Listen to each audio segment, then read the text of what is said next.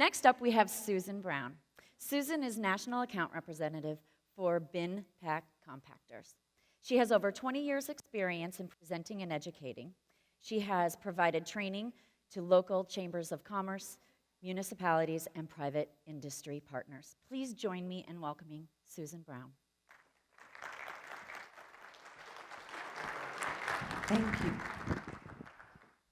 Okay, I think it's totally unfair that I have to follow that, and I want to register a formal complaint. However, that being said, good afternoon. I'm Susan Brown with Bin Pack Compactors. It's the end of the day, and I'm going to talk about the forgotten waste area. So I know that you're all eager to get to the party tonight, so let's talk trash. Common waste area issues that we often see in our travels include the risk of staff injuries in the waste area. This is often caused by the load height on the equipment that you've got. People have to add steps in order to reach the high enough height that they need to get the bags into the waste bins, and this isn't always a great idea in terms of safety. Unless you've got a staff of basketball players, then it works really well. However, for many people, height and weight of the bags is an issue. So that's one of the things we see.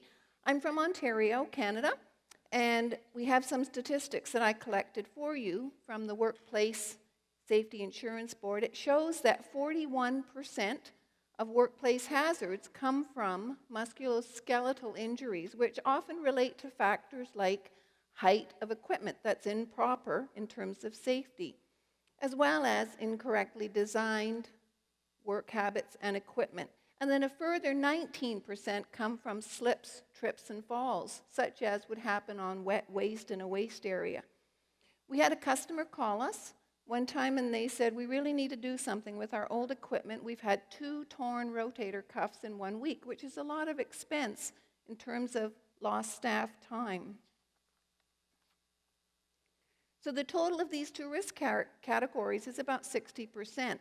So while these are Ontario statistics, and I understand that, it's probably fair to say that you see some of that across other areas as well. We've changed waste equipment because of WASP issues, where people couldn't even put the windows down in their drive-through. Health inspectors that have cited the quantity of bird excrement being a health issue in a waste area, and simply staff saying, too many raccoons, I'm not going out there after dark. So while waste is often the forgotten area of most businesses, the growth in costs starts to bring it to the forefront when you're looking at the issues that you're experiencing. Many people come to us thinking that there's no room to change, but you do have options you can explore. Another issue we see is odor. And odor is always made worse because of high load heights, where bags burst open and things get messy and then animals get access to it. It gets pulled around. Of course, weather often helps too. If it's nice and hot, often you get a bigger problem. I'm sure many of you have sat on Google some nights and you Googled things like bears in trash compactors, bears in dumpsters, raccoons, and you see all these cute videos. Not really funny when it's your business that's having animals accessing the waste area. And the key that most wildlife experts agree is not to attract them in the first place. So short of jumping on the waste in your trash bins, what efficiencies are there? The waste industry has relied on route densities for decades, but there are new equipment options available, and we've found that most waste companies are willing to work with you as the customers when you're requesting that they look at these with you. So customer service, it's important. It's probably one of your most important, if not the most important element. So when you're dealing with improving customer service, we often look at the front of the house, but it's always valuable to look at the back of the house, the odor, the height, the mess, the attraction of animals, the safety of your staff, waste blowing around, and even valuable parking spaces that are taken up because you've got to oversize the equipment to make sure that you get the volume and capacity that you need.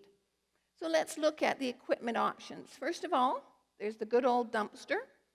It's lifted by front-load truck service, which most of you, I'm sure, know is the most efficient. It's kind of like public transit for your garbage as opposed to roll-off service, which has been likened more to limousine service for your garbage. And the front-load truck service is, of course, very efficient. Now, the word dumpster was first used in 1936. That's a long time ago.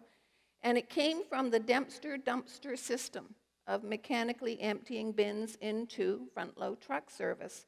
It was patented by the Dempster brothers, and in 1935, the play on the company name and the word dump turned into dumpster. There you go. 1978, hard to believe, 39 years ago, we saw the introduction of the vertical compactor. And the vertical compactor was really introduced because it meant that the hauler's drivers could empty a unit without getting out of the truck. The pros for customers included compaction, which is a great thing, resulting in reduced frequency of pickups. But the cons included load height, installation requirements, and all these other issues that we talked about a minute ago. In-grounds came from Europe about 8 years ago, and some of them had proprietary lifts when they were first introduced, but now most of the haulers will be able to lift the ones that are front-load truck capable with the fork pockets. The cons are there's absolutely no compaction, so you're not getting efficiencies with in-ground systems, and it's a bit like a swimming pool. There's a true sunk cost there if you have to change anything. So introduced 6 years ago, we have high-efficiency compactors. It's a high-efficiency, self-contained compactor that's available for this market space. It uses front-load truck service, and it offers all the benefits of low-load doors, and a lot of these odor animal issues are no longer a problem. You have to manage lift schedules with your hauler, so that's important. I've got 1 minute, holy smokes. It's important to understand the pros and cons of all these decisions, and you have the ability to research these and to make sure you get through them. Don't be put off by somebody outside your business. Make sure you make the decision for you that is correct for your business. Look at sustainability. Consider things like environmental sustainability. So truck traffic, reduced carbon emissions. Economic, which is lower costs of handling. And social, are you a good neighbor? And remember to do your research. So compaction reduces volume, not weight. And what's the impact? Waste rates generally are based on 2 factors, disposal and number of times your site serviced, and you can certainly get some benefits with compaction. So analyze the pros and cons and make sure that when you're looking at it, you consider all of these elements that are really important to you, your business. No one wants this option. This is not an attractive look, except maybe these guys. They probably like this option, but you have many ahead of you now with all that's available. Thank you very much.